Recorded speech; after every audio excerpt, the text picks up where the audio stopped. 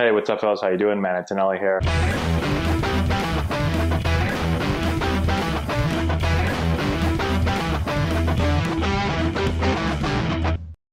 All right, so one question that I get a lot is how do I create more bat speed?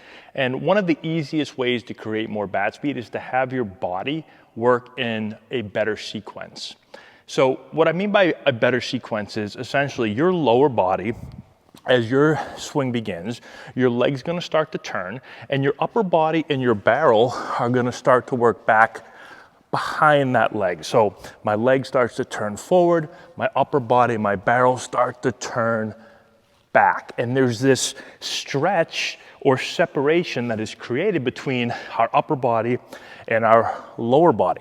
And that allows the barrel to be slingshotted through the hitting zone. So that allows us to create a ton of bat speed. Now, there's a lot that goes into that, but one of the biggest issues that I see with players is that they don't do a good job of resisting with their upper body as they start to stride out and then as they initially begin to turn their legs. So what happens is they start to want to get their upper body going forward. So they'll stride forward, but their upper body will start to come with them. And if our upper body starts to come with us as we stride forward and as our leg starts to turn forward, well, now we're out of sequence. We're working from the top down and there's no separation or stretch created within our body. And so how do we fight against that? Very, very simple way to do so is 2 steps. First thing is when you start to load and stride out, think about taking the knob of your bat and keeping your knob at the catcher's feet. So I'll do it from this angle so that you can see exactly where the knob is. So the catcher would be back here. As I start to load and stride, notice how my knob works towards the catcher. As my front foot is about to come into the ground, and right as my brain is gonna tell my body to go and hit, my knob has gotta be somewhere around the catcher's feet. Now, every hitter, if we go through and watch all the best hitters in Major League Baseball, they're all gonna be slightly different, right? So you're gonna have some hitters that are at the catcher's feet. You might have some hitters that maybe are at the catcher's face mask. You might have some hitters that are a little bit less than the catcher's feet, right? But the knob of the bat is gonna be somewhere back here. You're not gonna see a major league hitter get ready to hit, and as their foot is about to come into the ground, you're not gonna see the knob pointing out at the camera right here. You're not gonna see that. But we work with thousands of players, both online and in our facility.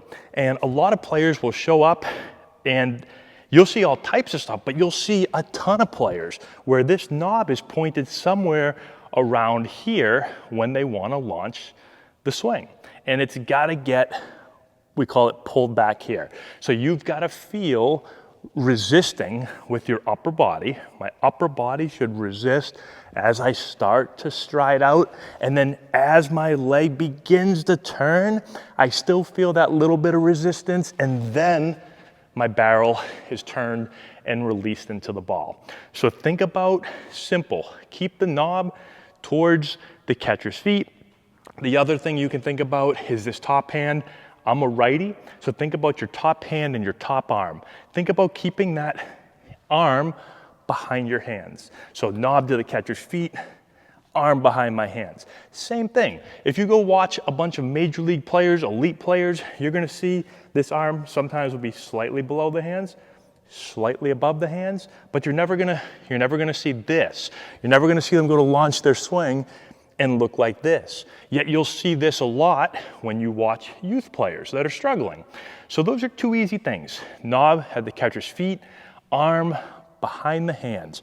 Resist as you start to move out. You're gonna put yourself in a way better position to create that stretch or separation between your lower body, your leg turning, and your upper body. So if you do that, I can almost guarantee your bat speed is going to go up. We have players come in here, and within 30 minutes, if I see that a player is doing a really poor job of resisting, we put them through some drills, we give them some feels, and immediately their bat speed can go way up. In one session, we've made a lot of videos on that. It's like 30 minutes, and people are like, there's no way you can create that much more bat speed with a player in 30 minutes. You had to have had them for way longer. No.